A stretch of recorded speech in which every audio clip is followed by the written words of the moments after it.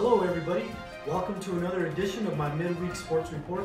I'm Danny Udero, sports editor of the Silver City Sun News, and we got a lot to talk about. It's going to be another week of athletics beyond what we can imagine here in Grant County. It's going to be just awesome. Playoff time in football, playoff time for volleyball.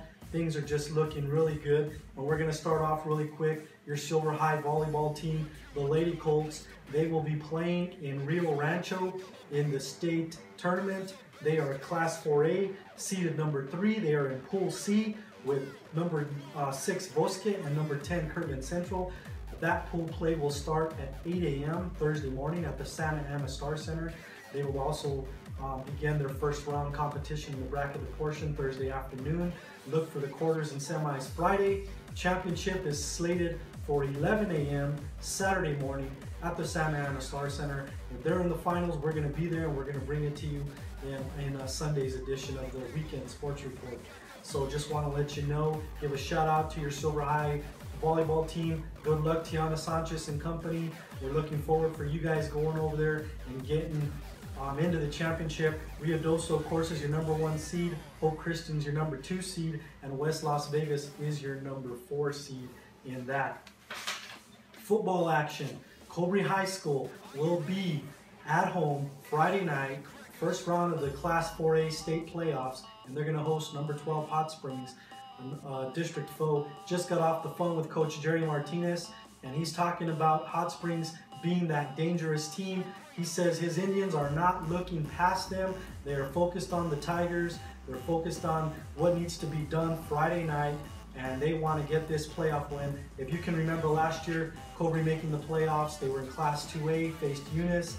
They had got out to a somewhat slow start, but this time they're ready.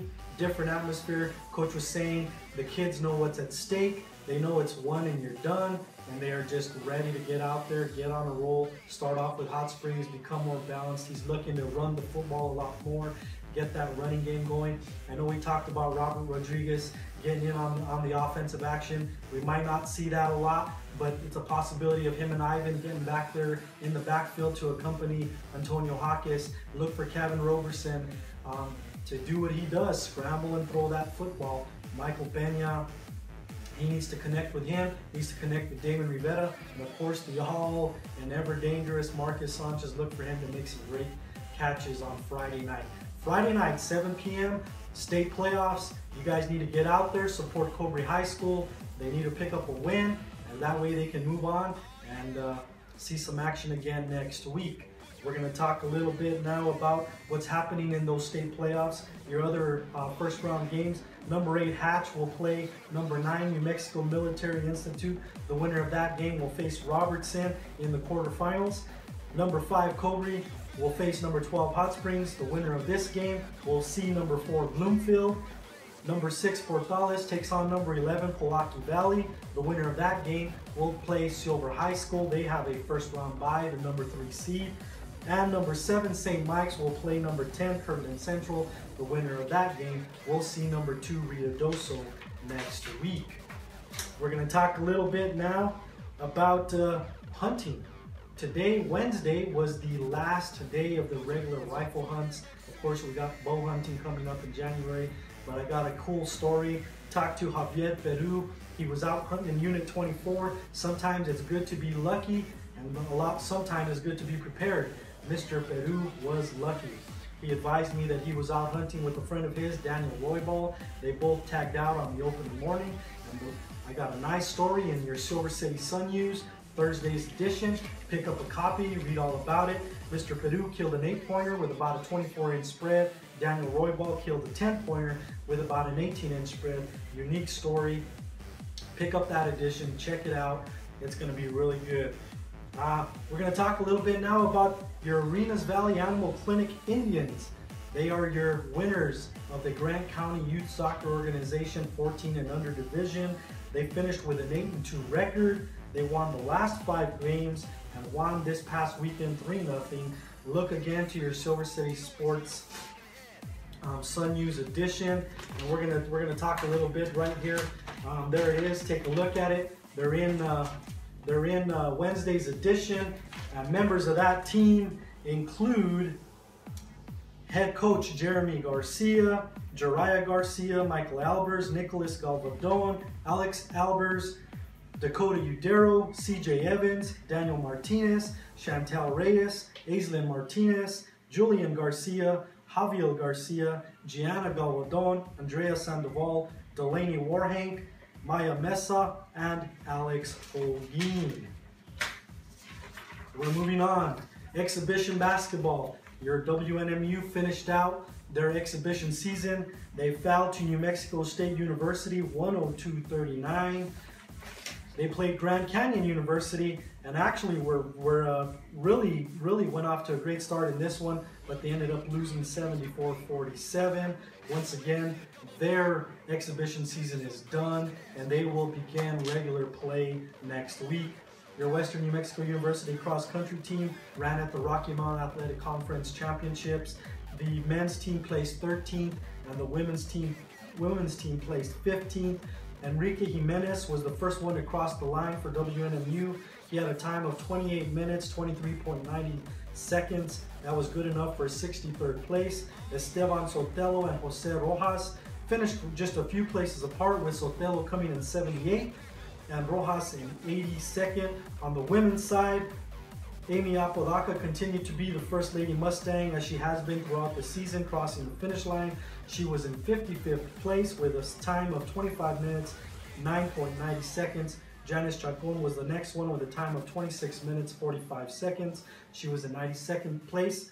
And Carrie Ann Savage came in with a time of 27 minutes, 41.60 seconds, and that was good enough for 104th place. Junior outside hitter Lita Grapp was named to the Rocky Mountain Athletic Conference Honorable Mention Team. She is a Western New Mexico University volleyball player. She had a solid first season, being named on the Honorable Mention squad. She tallied 222 kills, 260 digs, 18 assists, 19 service aces, and 29 total blocks. She led the team in kills and was tied for the team lead in digs.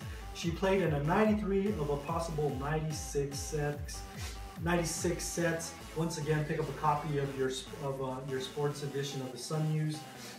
We're going to talk a little bit now about your Eagles, Super Bowl champions of the Grant County Youth Football League. They beat the Titans on this past Saturday. They went undefeated, 9-0 record. Members of that team include Gabriel Gutierrez, Jackson Sullivan, Kaysen Jacob Maes, Jacob Alcorta, Jace Jameson, Javen Allison, Owen Hooper, Jordan Blackburn, Adric Alvidres, Monty Valenzuela, Adrian Hernandez, Ashton Donovan, Wyatt Donovan, Landon Sandoval, Luke McMillan, Patrick Farrell, Charlie Fury, Mika Nibata, Logan Carrots, and Gavin Aguirre. Once again, pick up an edition of your Silver City Sun News for that. We're going to talk a little bit right now. I got a special feature story in Thursday's edition of the Sun News.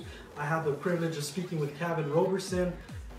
This kid right now finished the regular season 165 of 300, 2,142 yards. We all know he's the quarterback of the Cobre High Indians. He had 21 touchdowns, 9 interceptions, and 5 rushing touchdowns on the season. I spoke with him, got a nice little preview. The kid's doing great. He's talking about having a lot of love for his football team, the Indians becoming a family, really gelling this year, putting it all together. He expects to do some great things in these playoffs. He's going to start it off Friday, and he's looking forward to going as deep as they possibly can, and he would love to lead his Indians into a state championship, and that's very well possible. We all know Cobre lost to Robertson at the very beginning of the season. Robertson seeded #1. Cobre could turn this whole thing around and get into that championship with the win. We're going to pause a little bit and go ahead and take a look at some of the photos that we got, and we will return right after that.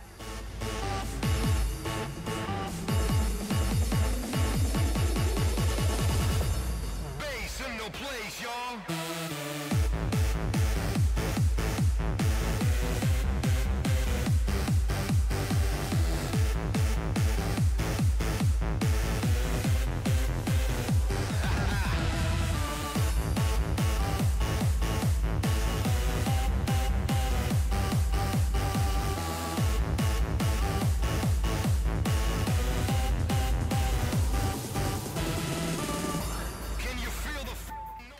Hello everybody, hope you enjoyed those photos, and as always we're going to be incorporating all that kind of stuff in our sports report.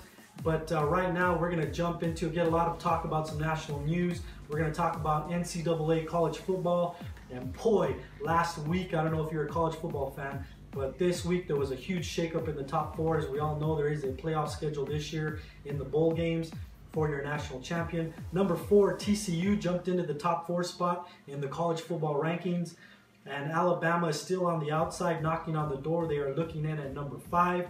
Unbeaten Mississippi State remained the top seed, number 1, but the big game of the week is they will face number 5 Alabama on the road this week. A victory by Alabama would probably propel them into the top 4, and Mississippi, depending on how close the game is, Mississippi State could drop, to as far as 5 or 6. We just don't know. Oregon moved to number 2, while unbeaten Florida State dropped to number 3. And the date to look at and remember is December 7th, when the 12-person college football playoff selection committee will post its final rankings. Remember, only the top 4 teams go. Auburn was number 3. They fell to Texas A&M this past weekend. That dropped them to number 9. A team to look for is Arizona State. They are number 6, and they smashed Notre Dame, and that's how they got that ranking. So once again, a lot of good college football. Watch that stuff on Friday, Saturday, Thursday, Friday, Saturday. Get some things going really quick. Games this week. Basketball is upon us. And we're starting off with Cliff at Silver girls basketball Friday night, 5 p.m. at Silver High School.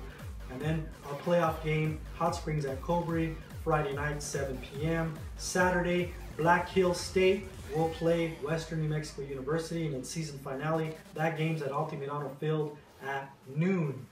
Well, I'm Danny Udero for the Silver City Sun News. So long, everybody. We'll see you Sunday for our next edition of the Weekend Sports Report.